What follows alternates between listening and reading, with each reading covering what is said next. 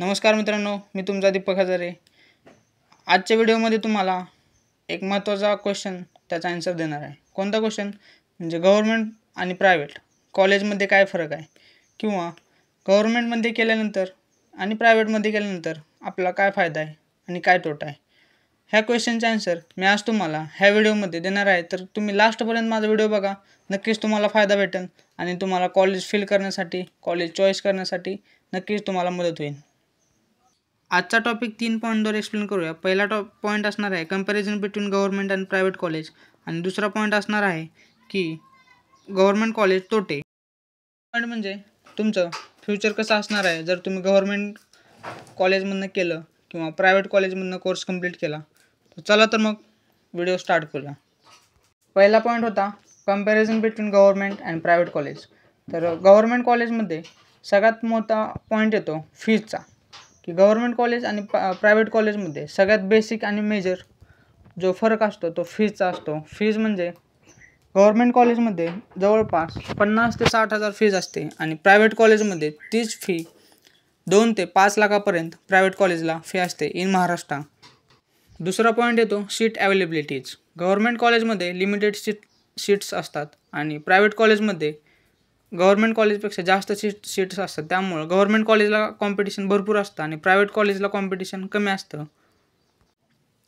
तिसरा major difference येतो की तुम्हाला फॅसिलिटीज. ज्या गव्हर्नमेंट कॉलेजमध्ये फॅसिलिटीज ॲकॅडमिक जास्त फॅसिलिटीज भेटतात, पण जे आपले एक्स्ट्रा खर्च आहेत किंवा एक्स्ट्रा फॅसिलिटीज आहेत ते भेटत नाहीत. पण प्रायव्हेट कॉलेजमध्ये तुम्हाला ॲकॅडमिक कमी फॅसिलिटीज भेटतात. काय प्रायव्हेट कॉलेज असे आहेत त्याच्यामध्ये भरपूर गव्हर्नमेंटपेक्षा भारी फॅसिलिटीज आहेत, पण जास्त प्रायव्हेट कॉलेज असे आहेत की तुम्हाला गव्हर्नमेंटपेक्षा ॲकॅडमिकला कमी फॅसिलिटीज भेटतात आणि एक्सपेन्सिव्ह फॅसिलिटीज जास्त असतात. चौथा मेजर डिफरन्स येतो की टीचिंग स्टाफचा, की गव्हर्नमेंट कॉलेजला एक्सपिरियन्स टीचिंग स्टाफ असतो, प्रायव्हेट कॉलेजला तसं नसतो.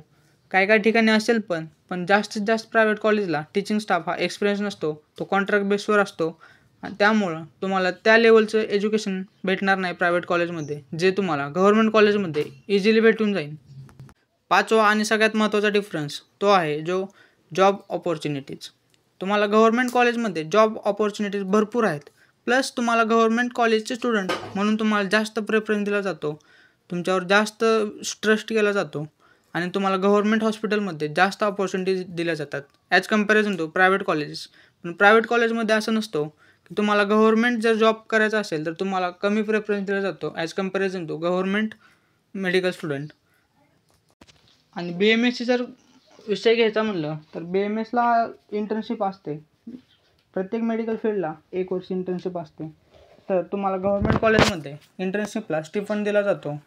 BMSला 20 ते 25,000 असेल गव्हर्नमेंटमध्ये किंवा त्याच्यापेक्षा कमी असेल, पण तुम्हाला दिला जातो. तर प्रायव्हेट कॉलेजमध्ये तुम्हाला त्यांच्याकडून स्टिफंड दिला जात नाही इंटर्नशिपमध्ये. हा एक मेजर डिफरन्स आहे. दुसरा पॉईंट होता गव्हर्नमेंट कॉलेज तोटे. गव्हर्नमेंट कॉलेजमध्ये काय तोटे असणार आहे तुम्हाला. पहिला तोटा असणार आहे तुम्हाला फंक्शन्स किंवा तुमचे डेज एक हाय लेवलवर होणार नाहीत, एक थोड्या छोट्या लेवलवर होतील किंवा ते तुम्हाला स्वतः अरेंज करावं लागतील. टीचरमध्ये काय इन्व्हॉल्व नसेल त्यामध्ये, किंवा तुम्हाला कॅम्प घ्यायचा असेल, काय करायचं असेल सगळं तुम्ही स्वतः करावं लागेल. गव्हर्नमेंटकडून तुम्हाला काय मदत होणार नाही आहे.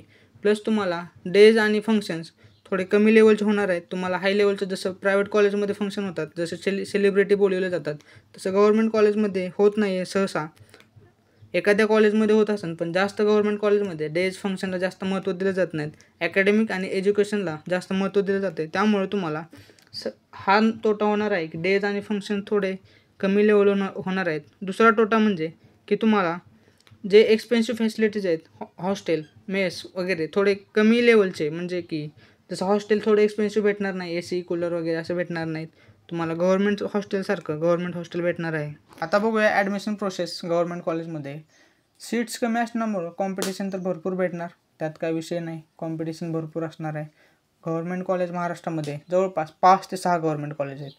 5 ते 6 गव्हर्नमेंट कॉलेजमध्ये दरवर्षी 600 ते 700 जागा निघतात. त्या जागेसाठी जवळपास 7 ते 8 लाख विद्यार्थी झटत असतात की मला गव्हर्नमेंट सीट पाहिजे, किंवा त्यातले फक्त 500 ते 600 लोकांना भेटणार आहे. त्यामुळं तुम्हाला कॉम्पिटिशन भरपूर भेटणार आहे. तुम्हाला स्कोअर हाय लागणार आहे. स्कोअरसोबत आता तुमची रँक पण जवळपास 70 ते 80 हजारापर्यंत किंवा 90 ते 1 लाखापर्यंत जर रँक असेल तर तुम्हाला भेटून जाईल गव्हर्नमेंट कॉलेज. अधिक माहितीसाठी किंवा अधिक जर तुम्हाला माहिती हवी असेल तर कमेंट टाका. मी कमेंटला 2 मिनिटात ॲन्सर करेन किंवा माझ्याकडून जेवढी होईल तेवढी तुम्हाला मदत करेन. असंच चॅनलला लाईक करा, शेअर करा आणि सबस्क्राईब करा. थँक्यू.